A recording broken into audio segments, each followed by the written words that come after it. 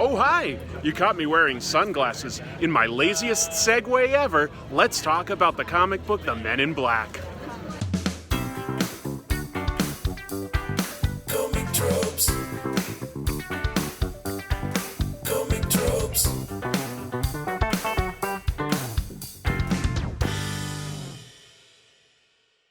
Hello! Welcome to Comic Tropes. I'm your host, Chris. Back in 1997, a movie came out called Men in Black, and it went on to gross just under $600 million. It was a huge success, and it spawned a franchise of films. The fourth film just came out this past week, but what a lot of people actually don't know is that it was based on a comic book. It was a relatively obscure comic that came out in 1990. In 1992, the comic book was optioned by Sony, and they eventually developed it into a movie. But the movie and the comics are actually very, very different. So today, I wanted to talk to you about the changes between the original source material and the films that came out. And along the way, I'll tell you about what happened with the publishers and the creators involved. So without any further ado, let's jump into The Men in Black. Wait.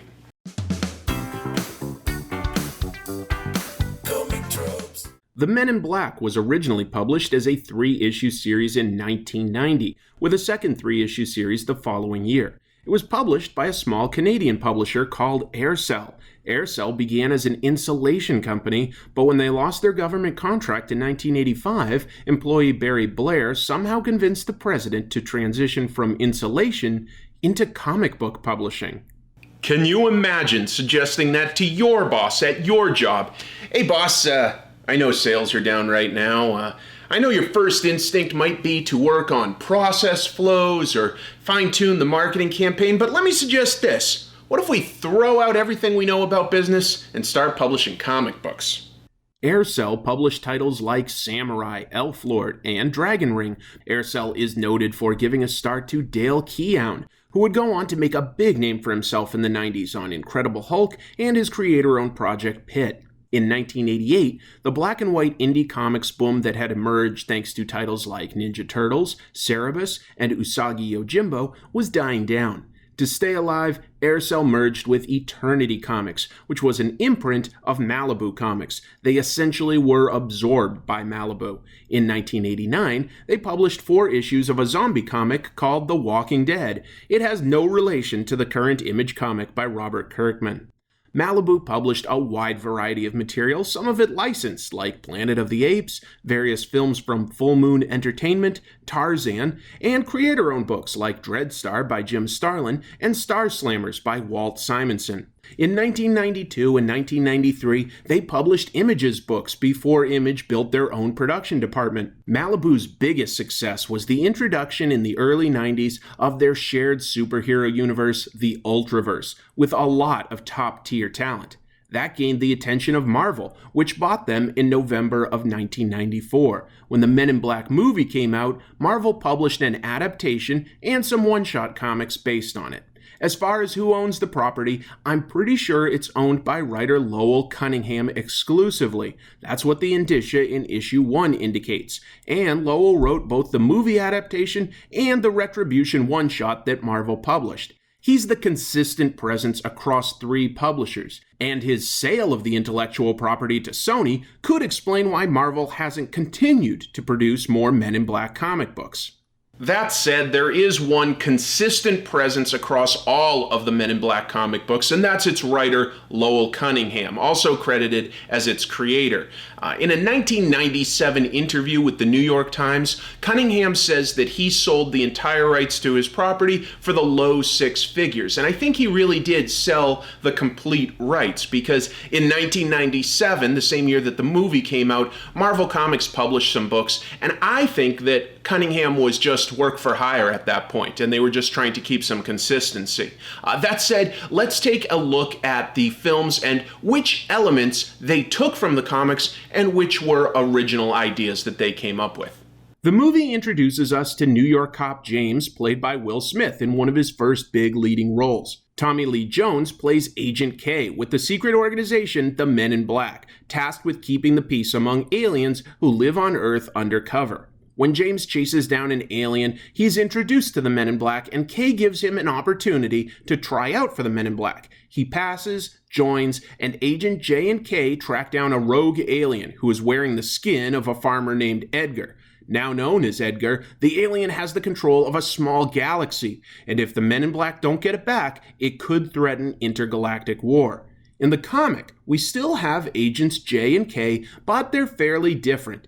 In the films, Agent K is jaded and gruff, but it's to hide a compassionate inner self. In the comics, Agent K is similarly older and experienced, but he's beyond harsh. He actively takes pleasure in others' pain and is pretty ruthless. In the film, Jay is a cop who's able to make a choice about joining, and Kay explains to him what it means giving up his past. In the comics, we never learn Jay's real name, but he's a white DEA agent tracking down some cartel members. Unknown to him, they're selling a super drug called Berserk, which turns people into ravenous, bloodthirsty people full of rage. Agent K interrupts the drug deal and saves Jay's life, but tells him he can either join the Men in Black now or have his memory wiped.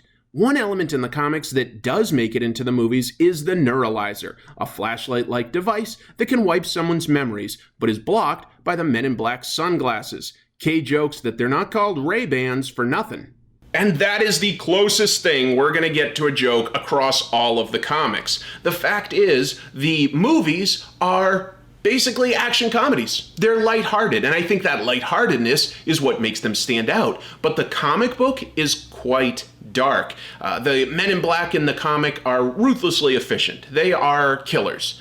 And I think that when we look at how different the tone is, that's really the biggest difference between the comic and the films, is the tone. And I think it, in turn, informs how the main characters are represented. In the comics, the Men in Black wipe out Jay's past without his permission. He's essentially abducted into the organization without a choice. And the agents receive intel and orders from Zed, but we never see him. In the film, Zed is played by Rip Torn as a grizzled boss. This was probably stunt casting with a deep-cut reference to one of Rip Torn's earliest roles, Dr. Nathan Bryce, a scientist who befriends David Bowie's alien Thomas Jerome Newton in the movie The Man Who Fell to Earth. But in the comic, we don't know if Zed is a person, or a computer system, or maybe even an alien. We never really see a headquarters full of staff, although the Men in Black do at one point go to a location with a device called the Tube that can transport them to other Tube locations. Their cars don't fly, they just get carried by helicopters. They tend to carry traditional handguns and shotguns, although in the third issue, Agent K uses a gun that shoots superconducted electricity because they go after a demon. And that's another huge difference between the comics and the films. In the comics, the Men in Black are tasked with covering up and eliminating anything supernatural or extraterrestrial. In the first issue, they go after a super drug being used by a cult. In the third issue, they go after a demon released during a role-playing game. And it's only the second issue that involves aliens. The second issue provides a very loose framework that the first Men in Black movie borrows from. A large bug-like alien visits farmers and meets Edgar the farmer, who aims a gun at him and says he can take his gun from his cold, dead hands. But instead of killing Edgar, this alien simply returns once a day to see if Edgar has died. It turns out he's simply on a scavenger hunt, and his people take things very literally. He planned to return every day until he could complete the deal of prying a gun from Edgar's cold, dead hands. Jay comes up with a peaceful solution, simply explaining the miscommunication and giving him his unloaded handgun with the promise that the aliens won't return. That's a lot less dramatic than the big battle Jay and Kay have with Edgar in the climax of the original film. And the movies only deal with aliens, no other supernatural problems. The comic was not a big seller, but it came across the desk of producers Walter F. Parks and Laurie MacDonald. They optioned the right to the comic in 1992, but it took 5 years to get it shot. There were delays because they wanted to wait for the availability of director Barry Sonnenfeld, who was obligated to make Get Shorty first. He'd had success with the 2 Addams Family movies, and at the time, Hollywood probably thought of adapting a comic strip as pretty analogous to adapting a comic book. Sonnenfeld added a lot of the humor, expanded the scope, and had the ending completely rewritten. The original plan was for an existential debate, but he argued it had to match the action of the rest of the film.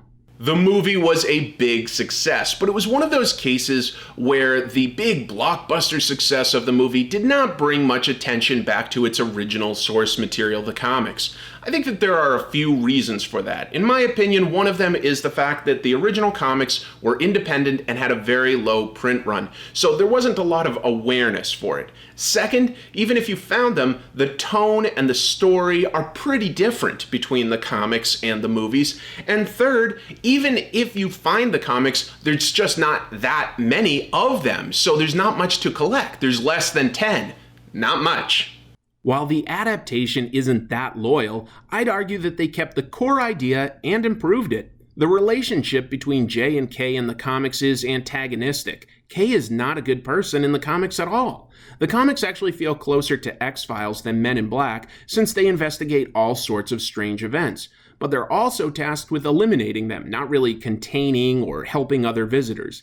The Men in Black in the films is a secretive but much kinder organization. Writer Lowell Cunningham hasn't worked in comics since the 1997 Men in Black comics published by Marvel. Presumably, his sale to Sony allowed him to retire early. Artist Sandy Carruthers worked on 2 graphic novels in 2007 and 2008 and contributed an illustration to 2014's Usagi Yojimbo book full of artists interpreting the famous character. The original Men in Black comic books exist today as more of a novelty. The fact is, in 1990, when they came out, they were a lot more original. But since then, we've had things like X-Files that have covered the same material and done a great job for the most part. When the movie came out in 1997, that was also fairly groundbreaking because it was a huge blockbuster based on a comic book, and based on an independent comic book at that. But the following year, there were things like Blade and X-Men that paved the way for the more modern, big, blockbuster Hollywood adaptations of comic books and superheroes. Up until Men in Black, we'd really only had Batman and Superman for the most part, and those are more cultural icons. People knew about them from television shows, from radio, from toys. They knew about those characters. Adapting more obscure characters that only comic book readers knew about, that was pretty new for Men in Black. So both the comic and the movie broke new ground, but there have been so many similar iterations and versions and adaptations that cover a lot of the same ground that these original pieces don't seem as original when we read them looking through the lens of retrospect. But that said, I think that the original movie actually holds up quite well. I think it's a really fun, cool movie, and if you're a fan of it, you might enjoy tracking down the original Men in Black comic books to do your own comparison. That can be fun. Speaking of fun, let's take a quick look at what fan art came in this week. Artist Hi Fam returns with this art. That's me in Todd McFarlane's Spider-Man pose, but in an art style reminiscent of Eduardo Risso. Very clever. Hans Klesse from Germany provided an illustration of me in a fantastic superhero reveal pose. You can see more of his art at his links there. Grimlock created a piece of art where I've regained the Phoenix Force powers. I'm off to blow up a planet now. Finally, Joseph Lozada interprets me as the Hulk. I'm invincible. Joseph says you can find him on Facebook and Instagram if you search for his name. I'm always happy to feature artwork that has something to do with this channel, with comic tropes. So if you'd like to have something shown, you can send it to this email address, comictropes@gmail.com, and I'm happy to feature it. And then on top of that, I will put everybody's name on a number. I'll drop it into this bag, shake it up, and I will randomly pick a winner to win a Gachapon prize. I don't have many of them left. I picked these up in Japan. They come out of the Gachaponi machine that was donated to me by Lunar Shine Store, so check them out. Looks like the winner this week is number 3, and looking at my script now, number 3 is Grimlock. Grimlock, you've sent in a lot of fan art. Congratulations. Happy to send you a Gachapon. Let's take a look at what it is. I forgot to pull it out of the machine in last week's episode, but I'm remembering this time. All right, let's see what you got here. Gachapon within a Gachapon. This little red bubble, what does that look like? I'm trying to see if I can figure it out while showing you. It says Bandai. My best guess is it's maybe either a Gundam or a Pacific Rim robot or possibly Godzilla. It's some sort of small robot. Can't tell what it is. Very, very opaque. Hard to see through. But Grimlock, let me get your info and I'll send that your way. Okay, I have a lot of fun episodes coming up. I've got my patrons' choice. My patrons get to vote on something once a quarter. I've got that coming up. I'm going to participate in the annual event called Cobra Convergence about G.I. Joe stuff. I do that every year. So that, and I've got a lot of fun plans for indie and foreign comics, as well as some more modern mainstream stuff. I really have some great plans coming up. I wish I could do more content than just a week, but if you'd like to support the show, feel free to support me on an ongoing basis on Patreon. I have rewards there, or there's coffee if you want to just do a one-time tip. I'm grateful even if you're just hitting subscribe. Hopefully you're smashing that subscribe button. Ideally, you're smashing your hand down so hard that you're breaking the keyboard. Ideally. Anyway, yeah, just hitting subscribe or like, sharing it. I really appreciate all that. Anyway, that's the boilerplate stuff I say at the end of every episode, blah, blah, blah. This was a tough episode to get through because I am definitely fighting a severe cold. In between takes, I'm coughing like a madman. So I'm going to wrap it up right now. Hope to see you soon. And until then, keep reading comics.